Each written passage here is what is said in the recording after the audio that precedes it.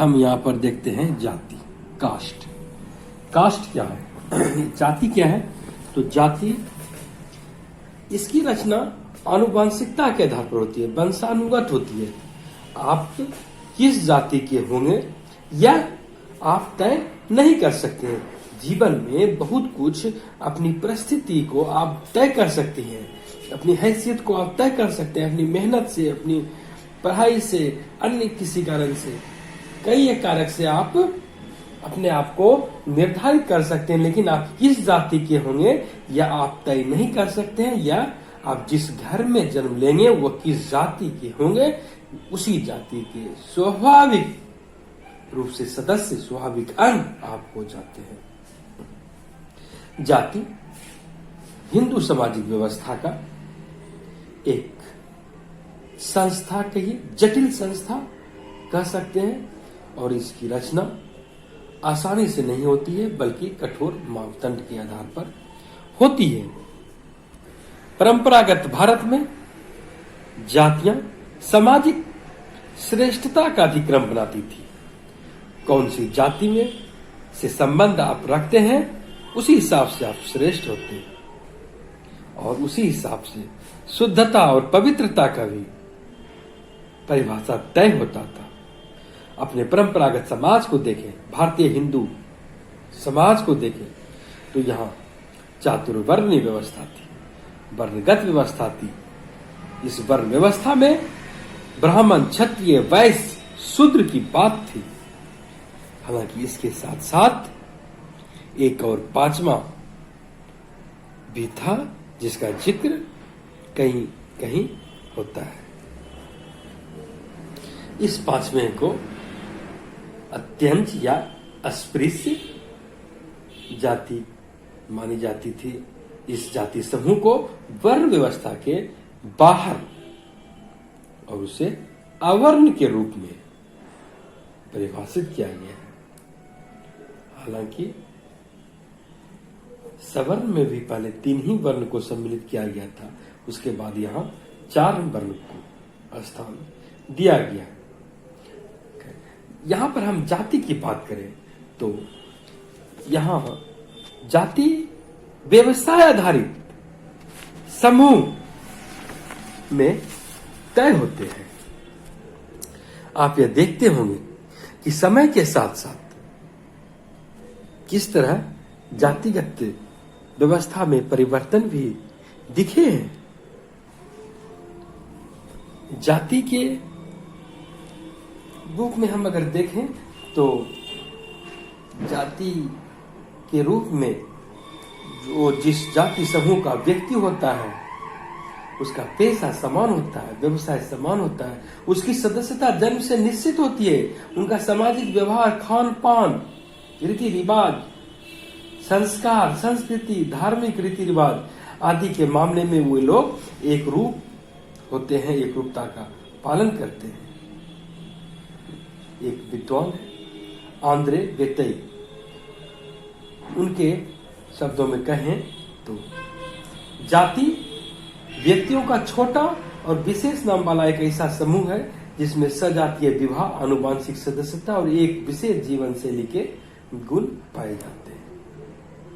हमें कह सकते हैं यह परंपरा एक विशिष्ट व्यवसाय को करता है, और यह हमारे समाज में एक प्रकार का सामाजिक स्तरीकरण को प्रस्तुत करता है। जाति के रूप में हम ये भी देख सकते हैं कि एक जैसा आपको टाइटल मिलेगा, साझा नाम मिलता है, या कहीं साझा वंश, पुश्तैनी पेशा, या अपने जाति में ही विवाह की बात होती है।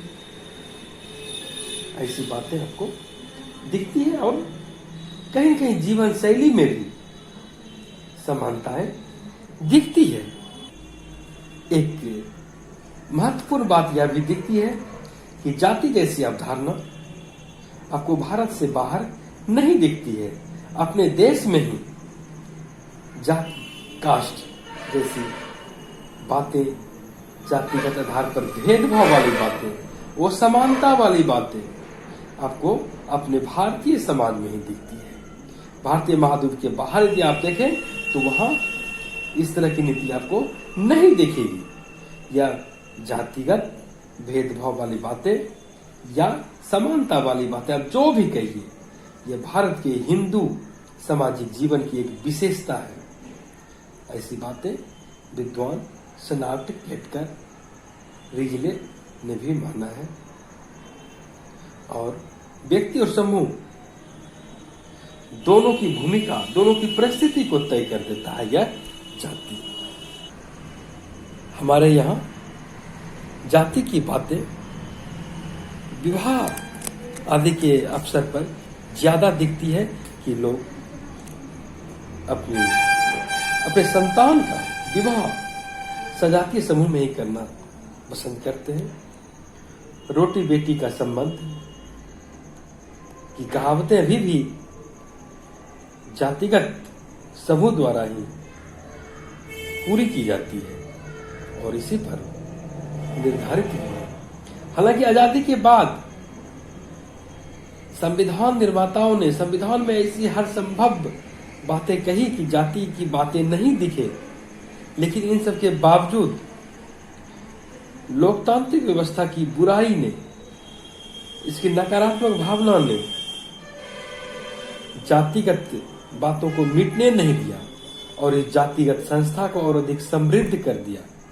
इसे वोट बैंक के रूप में इस्तेमाल किया जाने लगा, जिसके कारण राजनीति के खेल जातीय आधार पर खेले जाने लगे।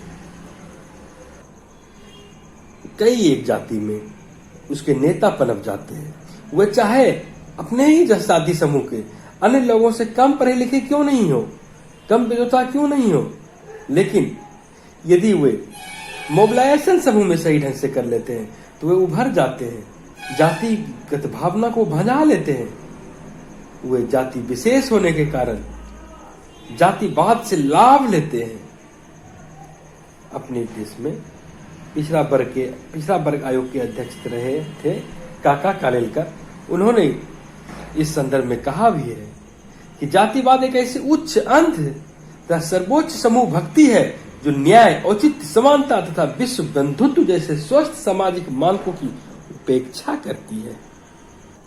आप आज कई एक कारण से आप देखते हैं कि जाति व्यवस्था में बदलाव आए।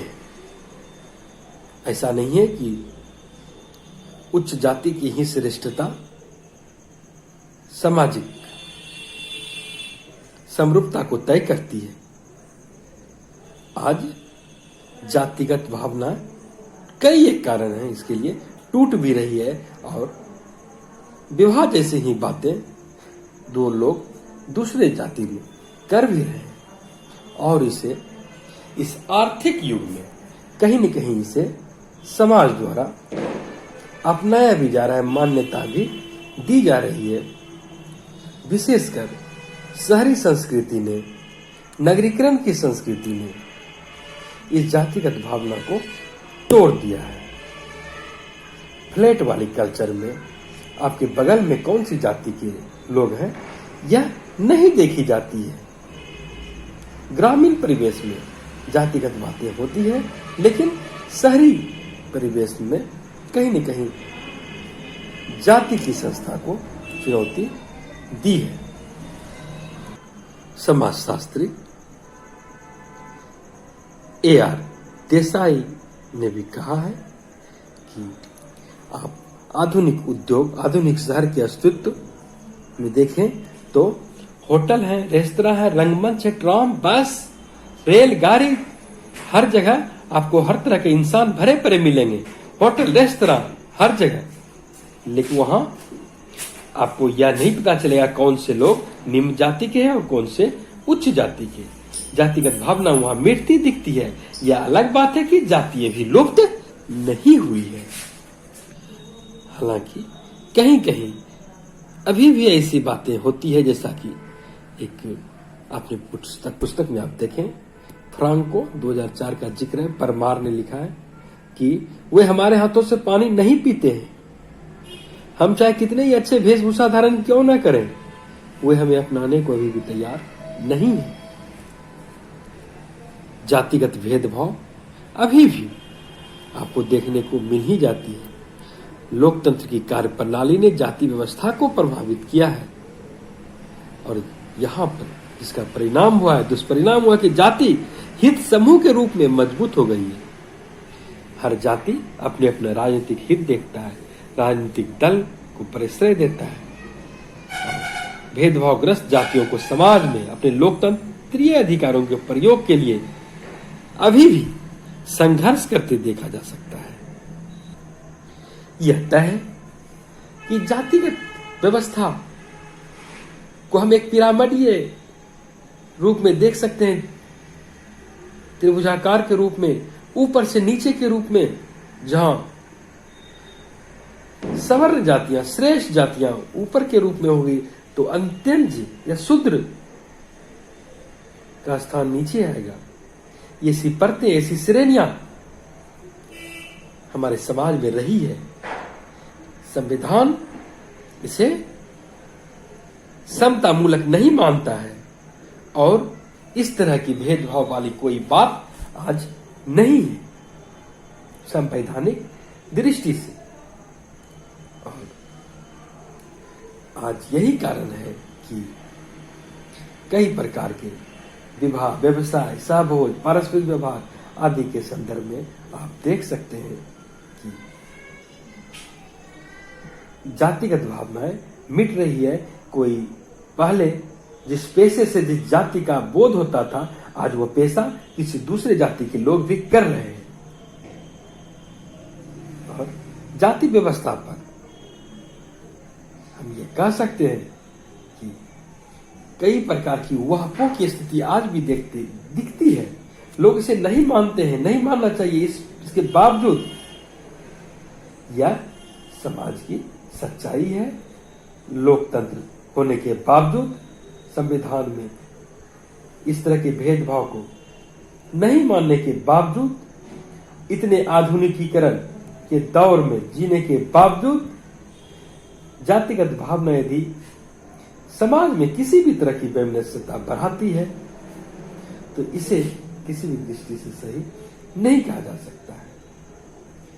जातिगत भावनाएं अपनी पैर फैलाकर किसी तरह का विरोधी व्यवस्था, विरोधी विचार के रूप में अपने सिद्धांत को नए रूप में प्रकट करे, यह सही बात नहीं है।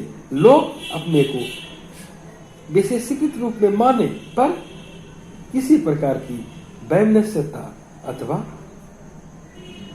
किसी प्रकार की विरोधाभास जैसी मानवीयता इस लोकतांत्रिक परिवेश में सही नहीं कही जा सकती। जाति व्यवस्था एक बंद व्यवस्था है, जैसा कि मजुमदार एवं मदन ने भी कहा है कि जाति एक बंद वर्ग है। इससे समाज का सर्वांगीण विकास नहीं हो सकता यदि हम इसमें खुद को अभी भी जकड़े हुए पाएंगे तो।